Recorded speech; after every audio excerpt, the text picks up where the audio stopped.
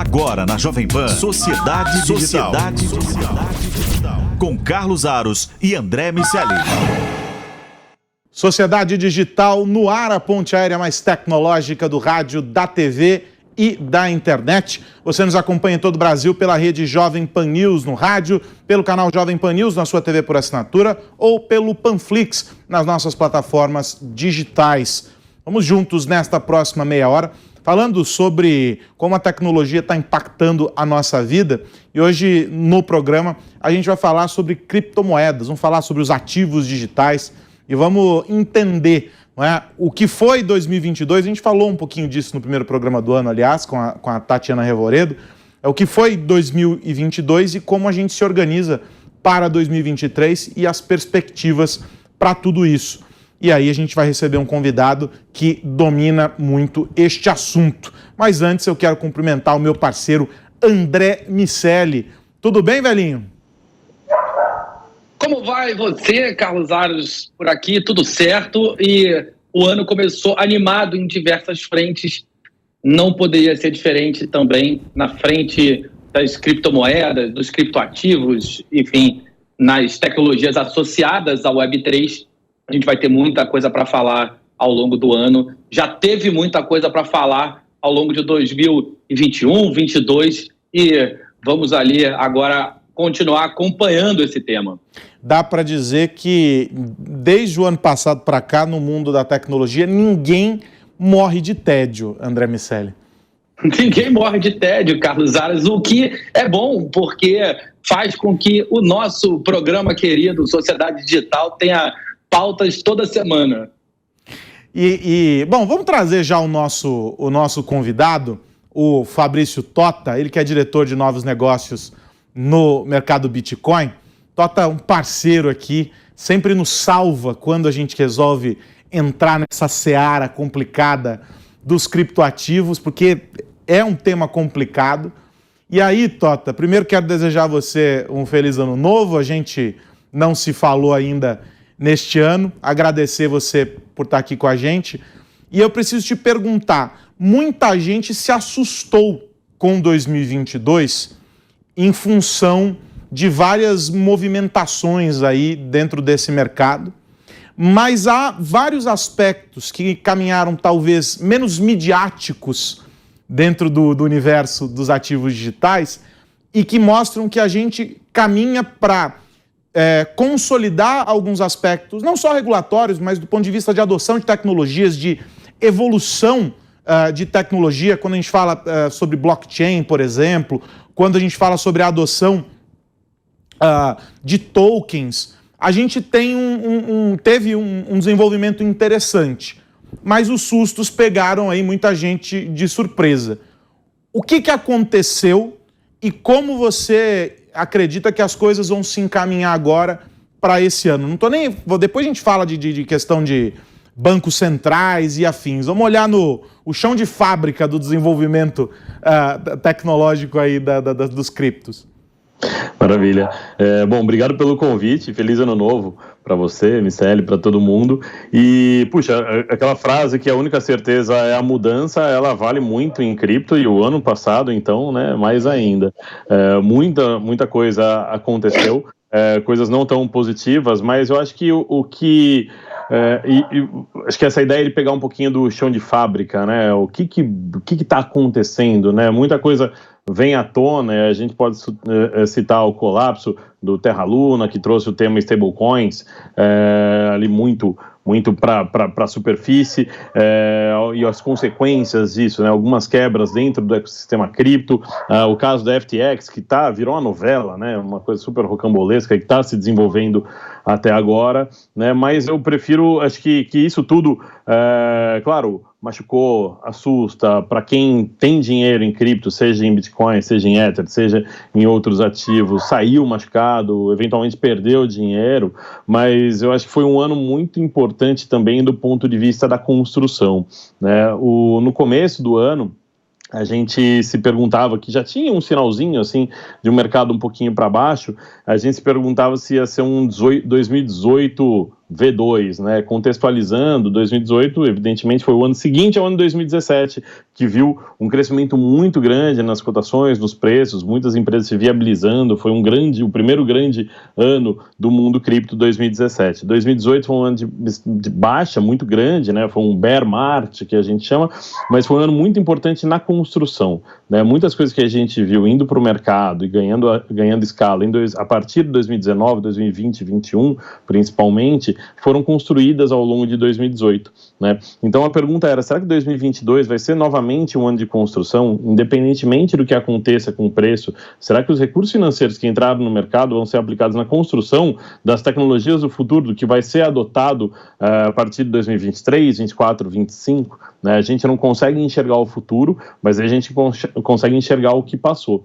E sim, de fato, foi um ano muito importante para a construção, né? Esses momentos de alta expressiva, né, independentemente do valor que está sendo gerado pela alta nas cotações, né, as pessoas ganham dinheiro, enfim, isso importa menos, né, quando a gente compara com o dinheiro que vem de investidores que estão investindo em empresas desse ecossistema, né, que esse dinheiro vai na veia ali dos empreendedores, né, para justamente, não vai para o bolso, né, vai para as empresas, de fato, né, construírem as tecnologias que vão continuar sustentando, né, vão atrair capital intelectual para dentro da indústria cripto, para a gente conseguir construir essas tecnologias que ainda são bastante novas, né? Não vou dizer embrionárias, incipientes, mas são novas, talvez estejam na pré-adolescência, alguma coisa assim. Vamos lembrar que o Bitcoin, né, a primeira criptomoeda, nasceu lá em 2008, 2009, o tweet do Ralph Finney, né, muito relevante, fez 14 anos ontem, então é uma coisa ainda bastante nova, né? Então a gente vê tudo isso, né, essa construção como uma forma muito importante. A principal entrega, na verdade, não foi nem construção, a principal entrega do ano passado, por exemplo, foi um processo chamado The Merge, que aconteceu na rede Ethereum, né, que foi uma mudança na forma de validação das transações e criação de novas moedas, que deixou de ser prova de trabalho e passou de Proof of Work, passou a ser Proof of Stake, que a gente chama, que foi uma mudança muito complexa, envolveu muita gente, né, desenvolvedores mesmo, não é só um bafafá, um projetinho aqui e ali, mas muita gente metendo a mão em código, muita gente envolvida. Aliás, só fazer aqui a sugestão para não perder o assunto, a Tatiana Revoredo publicou na MIT Technology Review Brasil um artigo em que ela detalha esse processo, e aí para aqueles que querem entender mais e melhor, faço a recomendação da leitura, porque ele tem ali, óbvio, termos técnicos, mas no mérito é possível entender para quem não é um grande especialista no assunto, o que foi e por que é tão importante essa nova fase da rede Ethereum. Eu acredito que olhando em retrospectiva lá na frente, né, com um certo distanciamento, a gente vai olhar para trás e falar, o que aconteceu em 2022? Foi um terror, o mercado caiu pra caramba, algumas empresas quebraram, mas foi o ano do The Merge. Eu acho que é assim que a gente vai lembrar de 2022. E claro, uma recuperação nos preços, né, muito trazida pelas entregas, né, que está agora conversando muito, talvez esse quase que freio de arrumação não intencional tenha sido o momento, né, ou o evento necessário para que outros participantes embarcassem no mundo cripto, né? A gente no mercado Bitcoin, a gente circula muito, tanto dentro da própria indústria cripto, como a gente também conversa com o mercado tradicional, mercado financeiro, mercado de capitais tradicional. E a gente tem visto não só o interesse, deixou de ser só o interesse, mas realmente iniciativas de empresas ditas tradicionais, sejam bancos, sejam fundos, sejam securitizadoras, sejam empresas de tecnologia, tanto lá fora, mas eu queria destacar o das empresas aqui no Brasil, né, que já tem as suas áreas dedicadas ao tema cripto e blockchain, e já tem algumas iniciativas, pilotos rodando, né, ou prontos para ir para a rua, já experimentando em uma escala relativamente grande com essas tecnologias. A gente viu algumas empresas, né, carteiras, bancos, fundos, oferecendo a exposição aos ativos no ano passado. Talvez o timing não tenha sido o melhor para só uma exposição ao preço dos ativos, mas sem dúvida alguma o que está sendo construído de solução, e aí a gente tem que também tirar o chapéu para o papel que o nosso Banco Central do Brasil, tem em induzir, né, em mostrar um pouco, em validar de certa forma essas tecnologias e a participação, a iniciativa do mercado cripto, né, que valida de certa forma, fala, poxa, se até o nosso Banco Central leva tão a sério e tem tantos esforços, né, seja nas falas do Roberto Campos sobre tokenização, na iniciativa do Real Digital, eu acho que é um reforço, é um carimbo ali, uma assinatura que o nosso Banco Central dá e fala, cara, realmente é uma tecnologia que vai mudar a forma como a gente faz negócios no futuro próximo. Tota, você estava falando dos incentivos e das razões pelas quais as empresas se interessam e transacionam criptos, e eu fico pensando nas pessoas. Naquele momento que você mencionou, 2017, 2018, se discutia muito por que uma pessoa compraria criptoativos ou criptomoedas. E as motivações ainda estavam mais difusas.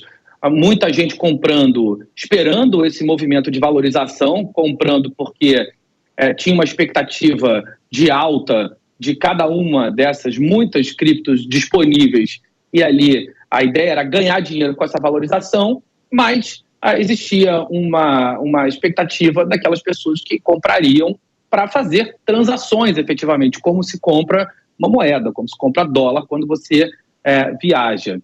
Como você enxerga isso hoje em dia? Existiam aquelas considerações em relação ao custo da transação, ao custo tanto energético quanto ao custo operacional, ao custo financeiro de cada uma dessas transações. O mercado vem se rearrumando, amadureceu muito, mas eu queria te ouvir, enquanto especialista, quais são os motivos pelos quais uma pessoa compra um criptoativo hoje em dia? Quando a gente pensa no mercado cripto, eu penso muito como essa infraestrutura que vai viabilizar a criação de novos serviços de troca de ativos, né? A grande internet do dinheiro, que você vai conseguir trocar valor, trocar bens, trocar posse, propriedade de ativos, sejam moedas, seja qualquer outro ativo tokenizado que a gente possa imaginar no futuro, e as pessoas simplesmente elas nem sabem, e no fundo, cá entre nós, elas nem se importam que tecnologia está sendo utilizada. Isso interessa muito para as instituições, para as companhias, para os governos e tudo mais. E um outro aspecto que eu enxergo é a possibilidade que um investidor, uma pessoa comum, tem de ser quase como que um acionista dessas tecnologias. Normalmente, essas tecnologias são desenvolvidas por grandes corporações ou até por empresas relativamente pequenas de inovação que vão buscar remunerar os seus acionistas, né, por meio do licenciamento ou da venda dessas tecnologias que são desenvolvidas. O mercado cripto, o mundo cripto é um desenvolvimento aberto,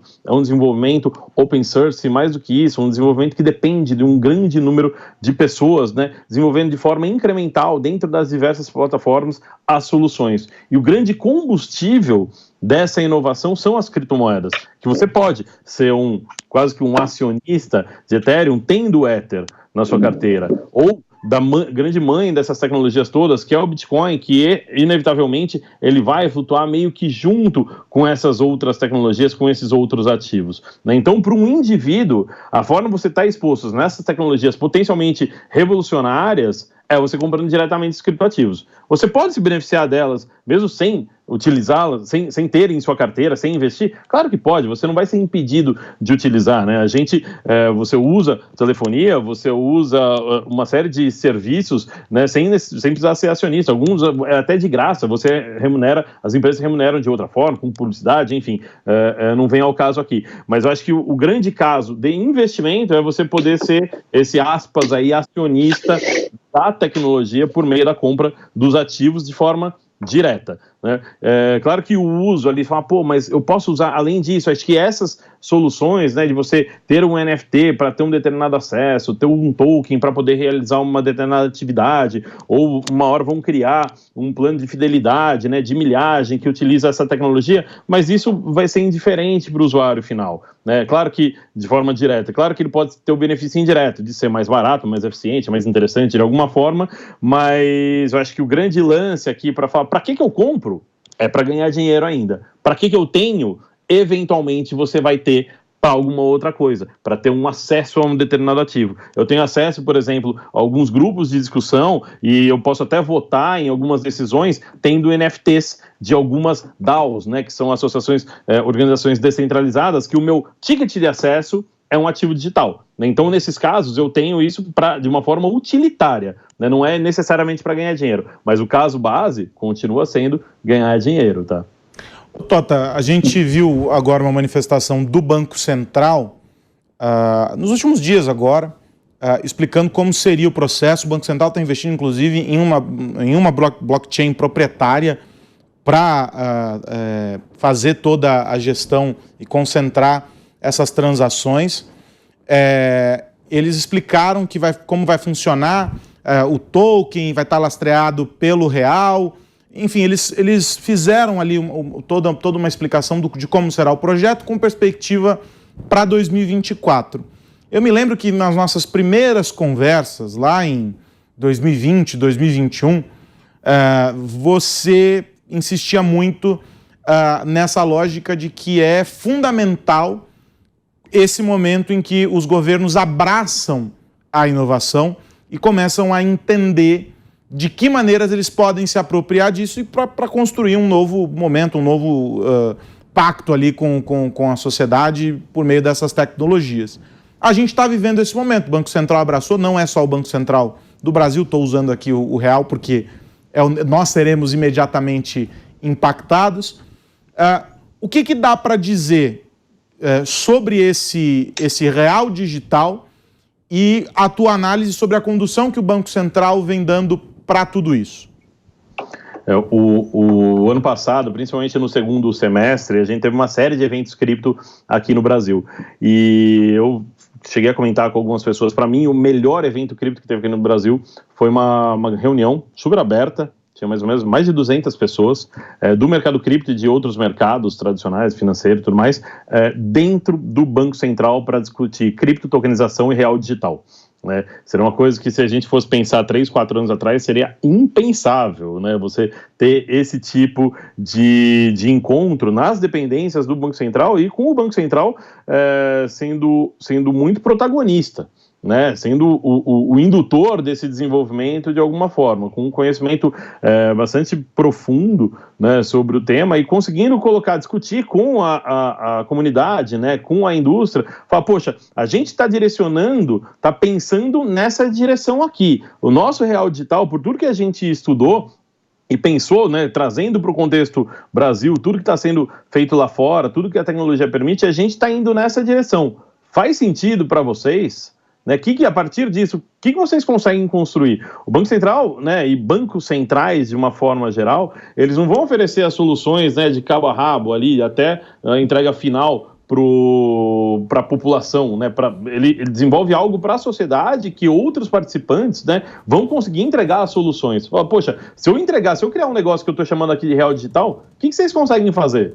Né? Então foi essa a discussão que a gente teve. Eu acho que foi um momento ímpar assim, para o mercado cripto Brasil conseguir ter essa discussão ali dentro do Banco Central e muito com essa ideia de trazer, né, experiências lá de fora, mas trazer uma coisa muito única, muito específica aqui para o nosso caso, o Brasil, que já é referência em outros temas, né? Se qualquer pessoa que tem a oportunidade de sair do país e contar como o Pix funciona, as pessoas ficam meio, caraca, tipo, você manda e chega assim na hora.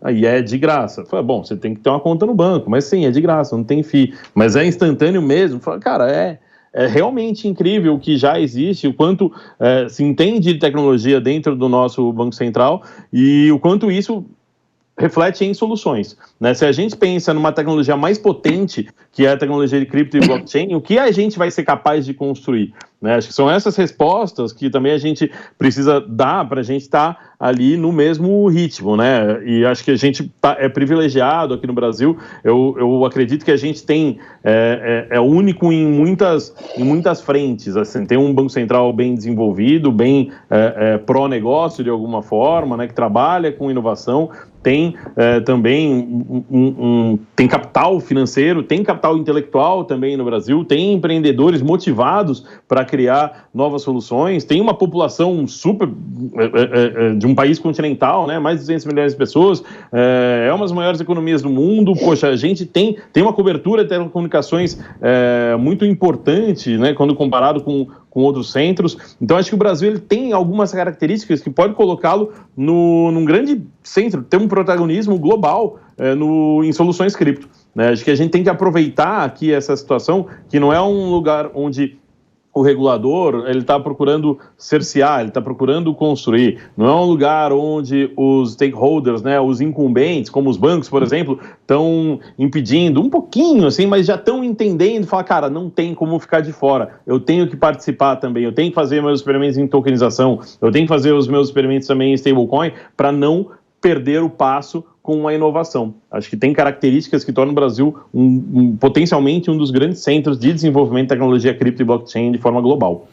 Tota, meu amigo, o relógio ele é implacável conosco e por isso eu quero agradecer você demais. Quero fazer o convite para você vir aqui ao estúdio para a gente trocar mais ideias sobre esse assunto.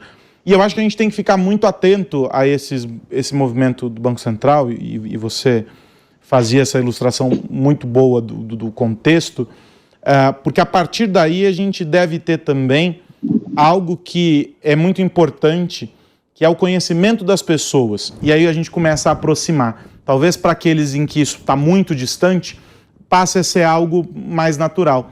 E aí a gente vai trazendo para a realidade das pessoas, isso vai criar oportunidades para as empresas que usam não é, a tokenização dentro dos modelos de negócio e que vão poder expandir isso para adoção, para quem quer investir em outras criptos e passar a buscar essas oportunidades, e é um mercado vastíssimo, vocês no mercado Bitcoin são prova disso, ou seja, a gente começa a aproximar cada vez mais das pessoas.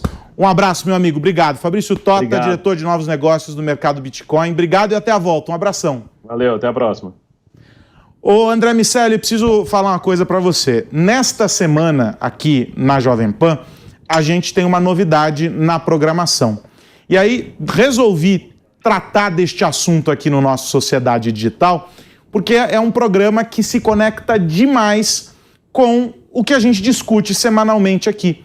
A gente vai apresentar todo domingo, no canal Jovem Pan News na TV e nas nossas plataformas digitais, episódios do reality Unicorn Hunters. São os caçadores de unicórnios. E aí, para poder justificar o tema do programa, né, o nome do programa, a gente precisa explicar para quem nos acompanha uma coisa muito simples, André Miceli.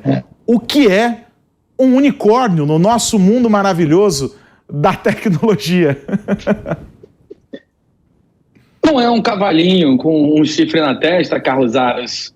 Unicórnio é uma empresa que tem uma avaliação, um valuation de mais de $1 bilhão. A gente tem visto um processo de reconfiguração dessas empresas depois do que aconteceu ao longo do ano passado, onde o dinheiro de capital de risco deu uma bela secada. A gente tem menos dinheiro disponível, as empresas estão mais cuidadosas nesse processo de avaliação. Existem diversas maneiras de se construir esse modelo de valuation, de se avaliar quanto uma empresa vale, e alguns métodos desconsideravam, por exemplo, o quanto a empresa gerava de lucro, consideravam o quanto ela tem de potencial de geração de caixa, consideravam os seus ativos, os seus dados, o seu potencial intelectual, alguns aspectos bastante intangíveis. E o mercado, Aros, o capitalismo no geral, é implacável em relação a alguns pontos. E tem sido implacável também com as empresas que têm tido dificuldade de confirmar alguns desses valuations que pareceram muito benevolentes algum tempo atrás. Com o tempo, essas empresas que foram sim avaliadas por grandes quantias, mas que conseguiram fazer girar o seu modelo de negócio, geraram caixa, geraram valor para os seus acionistas, retornaram valor para essas pessoas, elas sim justificaram parte desses modelos de negócio e elas se tornaram unicórnios, numa alusão à dificuldade de encontrar cada uma dessas organizações. O termo nasceu justamente por isso, a figura lendária de um animal que era difícil de se encontrar. À medida que o tempo foi passando, Aros, houve uma certa banalização do que é um unicórnio. O mercado foi criando subterfúgios para que algumas empresas que não eram de fato tão interessantes quanto pareciam pudessem ser negociadas em bolsa, abrissem seu capital, recebessem novas rodadas de investimento e, no final das contas, elas serviam muito bem para aqueles family, friends and fools, mais especialmente para os fools, para os bobos. Muita gente caiu nesse conto de fadas, Aros. Agora, o programa vai nos ajudar a encontrar unicórnios de verdade. E eles usam, né, nessa busca pelo futuro unicórnio, pelos futuros unicórnios, instrumentos bem conhecidos. O primeiro deles é a presença de cada um dos jurados ali do programa no mercado. Tem o Steve Wozniak, tem a Rosie Ryox, que foi secretária do Tesouro dos Estados Unidos, tem aquele rapaz que foi do NSYNC, o nome dele me fugiu agora, que é um investidor também de startups. E esses caras, eles estão em busca de ideias que vão gerar, ou que pelo menos prometem gerar um grande impacto na vida ou nas vidas de todos nós. E aí, a cada semana, são empresas novas sendo avaliadas, passando ali por um escrutínio deles e sendo aprovadas ou não por eles dentro desse universo. Mas o grande barato do Unicorn Hunter é que a audiência pode participar por meio do investimento em unicorns, que é a cryptocurrency, que é a moeda a criptomoeda que está atrelada ao programa. Ela é lastreada ali pelo fundo, pelos resultados destas empresas, e aí tem toda uma metodologia que eles desenvolveram, mas o grande barato é que você pode apostar, você pode investir nas ideias e nas empresas que você aprova e acompanhar tudo isso dentro do site, dentro do universo ali, do ecossistema do programa. O Unicorn Hunters é muito, muito bacana para quem gosta do universo das startups, para quem gosta desse tipo de game, não é, que está buscando descobrir ali um novo sucesso, um novo fenômeno, mas aplicado a um contexto interessante, que é esse do mercado de startups, as empresas que se projetam e que querem fazer diferentes. No primeiro episódio, que é o Life Science, o indiano que desenvolveu um aparelho para detectar câncer de mama vai ser avaliado pela bancada. E aí a dúvida é, será que eles apostam nesse projeto, nesse produto, nessa startup para ser o próximo unicórnio ou não? O Unicorn Hunters estreia neste final de semana.